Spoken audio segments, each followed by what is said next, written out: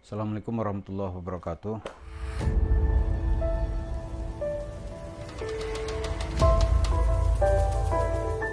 Para pemirsa, kita dengan mudah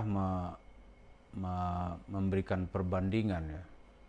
Misalnya ada orang cerita-cerita sedekah, mengambil uang masyarakat dengan dalih sedekah gitu.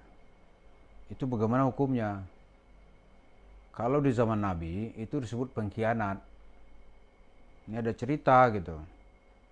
Cerita ini kita ungkap karena Mansur itu dengan gampang aja dia itu meraup harta masyarakat, apakah itu di jemaah pengajian di masjid, dalihnya macam-macam, apakah itu namanya sedekah, padahal tuh dia untuk membiayai proyek-proyek bisnisnya gitu.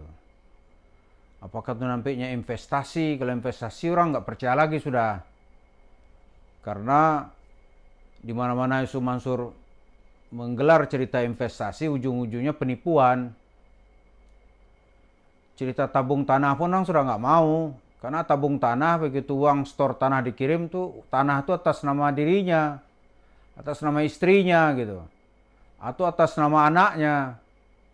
Kita bangun hotel itu ini nama istrinya punya dia, dia nggak mau. Sekarang itu gimana itu hukumnya gitu? Ya kalau kita kembali kepada ajaran atau hadis yang dibawa oleh Rasulullah, ya ini pengkhianat umat gitu. Karena mengambil harta masyarakat untuk kepentingan dirinya sendiri. Nah, ini ada cerita seperti yang terdapat dalam kitab Imam Az-Zahabi ini. Dalam deretan dosa-dosa besar itulah menjadi pengkhianat. Ya, pengkhianat bukan hanya dalam medan perang, tapi petugas yang diutus Rasulullah untuk memungut sedekah, tapi di tengah jalan nanti dia selewengkan sebagian untuk kepentingan dirinya dengan dalih ini masyarakat ngasih saya gitu. Rasulullah marah. Teks hadisnya begini bunyinya ya. Pertama kita lihat dulu firman Allah dalam surat Ali Imran ayat 161. A'udzubillahi minasyaitonirrajim. Bismillahirrahmanirrahim. Wa ma kana lin-nabi ayyaghlul. Wa ma kana lin-nabi ayyaghul. Wa may yaghlul ya'ti bima ghalla yaumal qiyamah. Di wa ma kana lin-nabi ayyaghul. Tidak mungkin seorang nabi itu berkhianat dalam urusan harta. Dalam hal ini harta ya dalam atau rampasan peranggah gitu. Harta titipan kepada Nabi, dia nggak mau tuh bilang mengambil untuk dirinya sendiri. Itu Nabi. Kemudian dilanjutkan oleh Allah, barang siapa wa may yaghlul, dan barang siapa yang berkhianat dalam urusan harta tadi itu, maksudnya di sini harta ghanimah yang didapat dalam perperangan, ya'ti di bima ghalla yaumal qiyamah. Digambarkan oleh Allah pada hari kiamat nanti dia akan datang membawa harta yang dikhianatinya itu. Jadi cerita pertama misi kenabian itu tidak boleh menjadi manusia pengkhianat. Nah, ustadz atau ulama itu kan secara simbolik disebut al-ulama warasatul anbiya. Ulama itu kan mewarisi dari nabi-nabi. Pewaris nabi itu ya ulama, ya ilmunya, ya keteguhan sikapnya.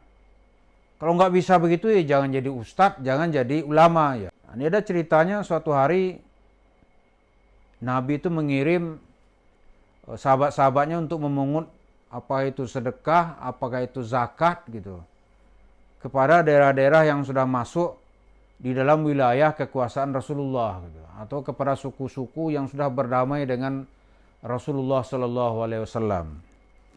Di bunyi hadis itu begini, ista'malan Nabi Shallallahu Alaihi Wasallam rajulan minal Azdi, yuqalu lahu ibnul Lutbiyah, yuqalu lahu ibnul Lutbiyah ala sadaqah. Falamma qadima qala hadza lakum wa hadza uhdiya ilayya. Faqama an-nabi sallallahu alaihi wasallam 'alal mimbar. Fahamidallah wa athna alaihi thumma qala amma ba'd fa inni asta'milur rajula minkum fayaqulu hadza lakum wa hadza uhdiya li afala jalasa fi baiti abihi wa ummihi hatta ta'tiyahu hadiyatuhu in kana sadikan wallahi la ya'khudh ahadum minkum syai'an bighairi haqqin illa laqiyallahu yahmiluhu yaumal qiyamah fala a'rifanna rajulan minkum laqiyallahu yahmilu bighairi ba'iran lah laqiyallahu yahmilu ba'iran lahu rugha au bakaratun laha khuwar au syatun tay'ar summa rafa'a yadayhi faqala Allahumma hal balagtu. Di kata Nabi itu pernah mempekerjakan seseorang dari kabilah Azad lah ya, dari kabilah Azad dengan namanya mungkin Ibnu Lutbiyah. Dia digunakan Nabi untuk memungut sedekah gitu. Memungut sedekah, zakat lah. Ketika orang itu kembali kepada Rasulullah setelah dia mungut itu, dia bilang, ini buat Rasulullah, ini buat saya gitu.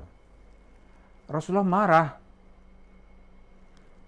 Rasulullah naik ke atas mimbar lantas berpidato gitu. Dengan memuji Allah.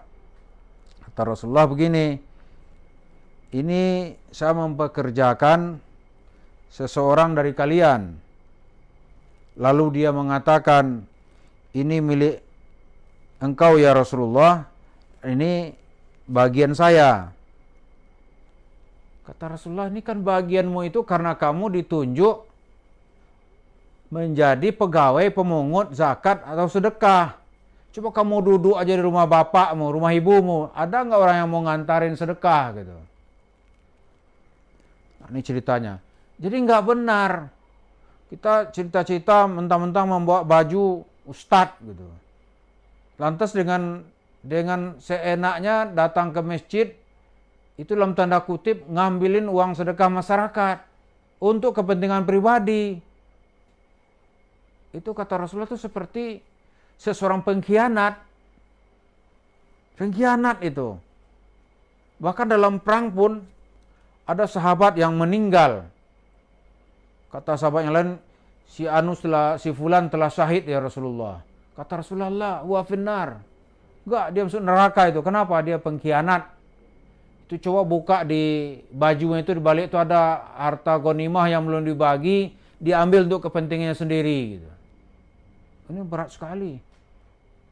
Nah, ini cerita Sumansur ini, dia tilap-tilap aja tuh uang masyarakat tuh. Nggak ada dia takut sedikit pun. Maka karena kita hanya bergerak dalam wilayah moral gitu, kita ini manusia pengkhianat. Mengkhianat ke siapa? Mengkhianat kepada Islam. Jadi kalau ada orang yang mesti diperangi oleh Islam, ya pengkhianat adalah yang diperangi terlebih dulu. Ini ustaz-ustaz yang begini ini yang merusak dan menghancurkan Islam. Jadi kita jangan bayangkan Islam datang diancam oleh orang luar dari mana-mana. Tidak. Islam itu kan hancur di tangan pengkhianat-pengkhianatnya. Nah, pengkhianat itu orang yang suka menyelewengkan harta umat. Sedekah lah namanya, apalah gitu. Ujung-ujungnya ini mendatangkan penderitaan. Mendatangkan membuat orang menjadi miskin. Membuat orang kehilangan harapan gitu, karena uangnya dah habis, dia gagal menyekolahkan anak-anaknya. Itulah pengkhianat. Dan yang dilakukan oleh Sumansur sekarang ini, boleh kita, itulah pengkhianat umat yang nomor 1. Nah, sebelum kita bicara yang besar-besar, tolonglah kita masyarakat membereskan di dalam internal kita. Jangan pengkhianat-pengkhianat kita biarkan berkeliaran dan bersiliweran gitu. Jadi yang begini-begini kita harus stop sama-sama. Yang menstopnya siapa? Ya kita. Pengurus-pengurus masjid punya kesempatan untuk menstopnya. Panitia-panitia yang membuat acara-acara ya harus menghentikan gitu. Kalau nanti semua itu masuk dalam golongan para pengkhianat. Jadi hadis tadi itu dan ayat tadi itu boleh kita jadikan pegangan atau jadikan pedoman bahwa internal kita itu harus kita bersihkan dari orang-orang yang pengkhianat atau pencuri yang menggunakan uang masyarakat untuk kepentingan dirinya sendiri. Terima kasih. Assalamualaikum warahmatullahi wabarakatuh.